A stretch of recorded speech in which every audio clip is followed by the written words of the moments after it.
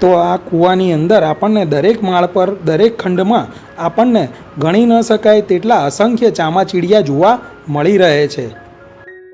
તો દોસ્તો આજે હું તમને લઈ આવ્યો છું ગુજરાત રાજ્યના ખેડા જિલ્લામાં આવેલા મહેમદાવાદ શહેરમાં કે જે ખેડાથી 20 કિલોમીટરના અંતરે અને અમદાવાદથી આશરે 35 કિલોમીટરના અંતરે આવેલું છે।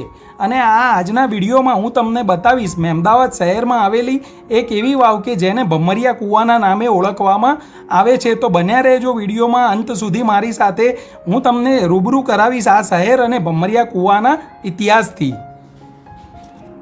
અને જો તમે અમારી ચેનલના પ્લેટફોર્મ પર પહેલીવાર આવ્યા હોય તો ચેનલને સબસ્ક્રાઈબ કરી લેજો અને બેલ આઇકોનને ઓન કરી લેજો, જેથી કરી અમે આવા જ્યારે પણ અવનવા વિડીયો આપના માટે લઈને આવીએ તો તેની સર્વપ્રથમ નોટિફિકેશન આપને મળી રહે।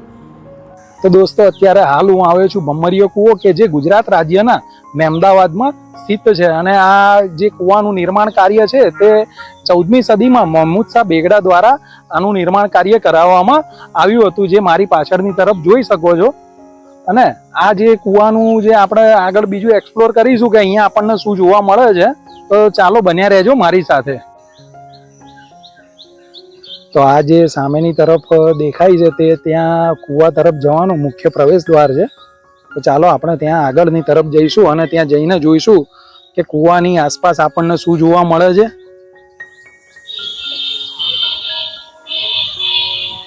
અને આ જે સ્થાન છે તે ભારતીય પુરાતત્વ સર્વેક્ષણ વિભાગ દ્વારા સુરક્ષિત અને એક રાષ્ટ્રીય મહત્વ ધરાવતું સ્મારક જાહેર કરવામાં આવેલું છે। તો આ જે આપણે જોઈ રહ્યા છીએ તે કૂવાની બહારનો વિસ્તાર છે। અને આ જે સામે જે સીડીઓ આપણે દેખાય છે ત્યાંથી ઉપરની તરફ આપણે જઈશું અને જોઈશું કે ત્યાં આસપાસ શું આપણને જોવા મળે છે।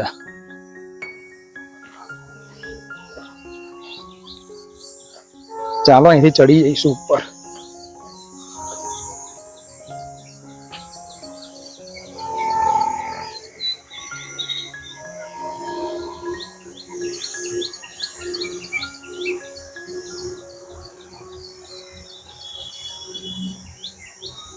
તો આ જે આપણને અહીંયાથી જોવા મળે છે તે કૂવો અહીંયા આવી ગયો છે।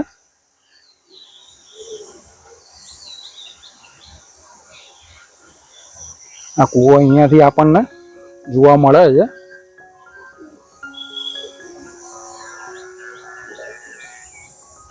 અને નીચે આપણે જોઈ શકીએ છીએ કે પાણી ભરેલું છે, પરંતુ તે અંદર ખૂબ જ કચરું આપણને જોવા મળે છે। તો અહીંયાના ઇતિહાસ વિશે જો આપણે વાત કરીએ તો આ શહેર 14મી સદીમાં મહેમૂદ શાહ બાદશાહે વસાવ્યું હતું અને તેના નામ પરથી આ શહેરનું નામ મહેમુદાબાદ રાખવામાં આવ્યું હતું, જે સમય જતાં અપભ્રંશ થઈને હાલના સમયમાં મહેમદાવાદ તરીકે ઓળખાય છે। અને તે જ સમયગાળા દરમિયાન આ ભમરિયા કૂવાનું નિર્માણ કાર્ય 14મી સદીના અંતમાં બાદશાહ મહેમૂદ બેગડા દ્વારા કરાવવામાં આવ્યું હતું।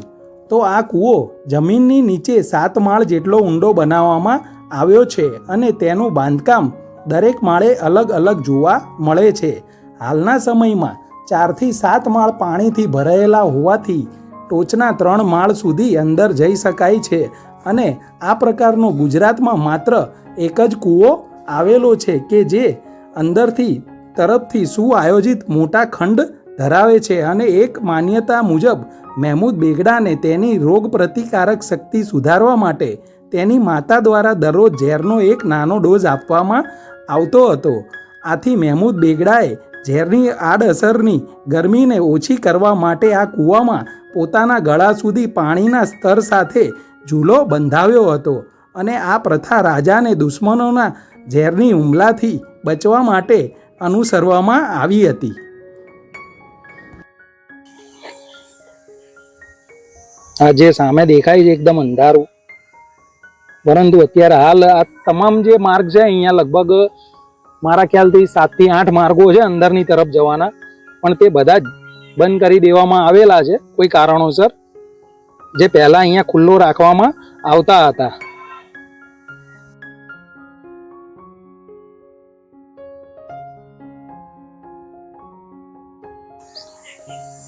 તો અહીંયા આપણને એક જે અંદરની જવાનો કૂવા તરફ જવાનો એક રસ્તો આપણને ખુલ્લેલો જોવા મળ્યો છે. તો ચાલો આપણે અંદરની તરફ જઈશું અને જોઈશું કે ત્યાં છે શું.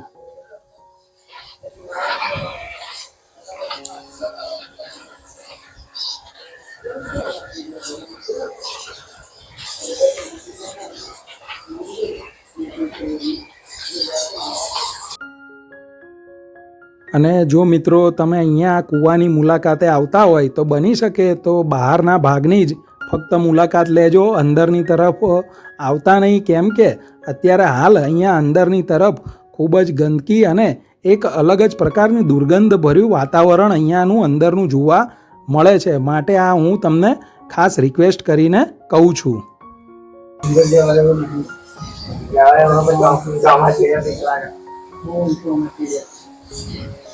તો અહીંયા જે કૂવો જોઈ શકીએ છીએ એ વર્તુળાકાર અહીંયા આપણને જોવા મળે છે.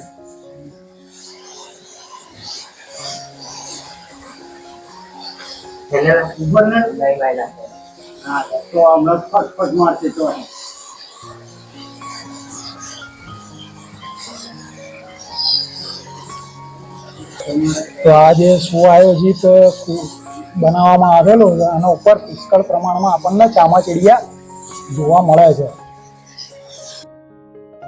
અને હા દોસ્તો, જો તમે જ્યાંથી પણ આ વિડીયો જોઈ રહ્યા હોય તો તમારી આસપાસ આવી ઐતિહાસિક વિરાસતો આવેલી હોય તો અમને કોમેન્ટ કરીને જરૂરથી જણાવજો.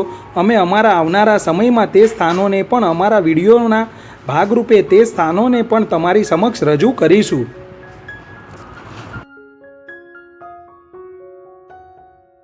તો અહીંયા જે બીજો પણ રસ્તો આપણને જોવા મળે છે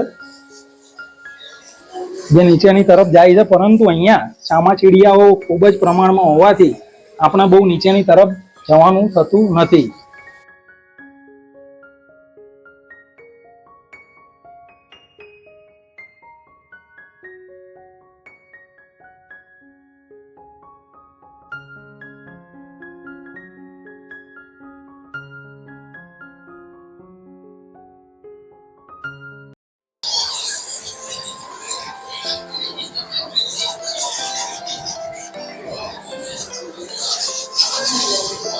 તો બહારની તરફ જવાનો રસ્તો છે, તો આપણે હવે બહાર નીકળી જઈશું.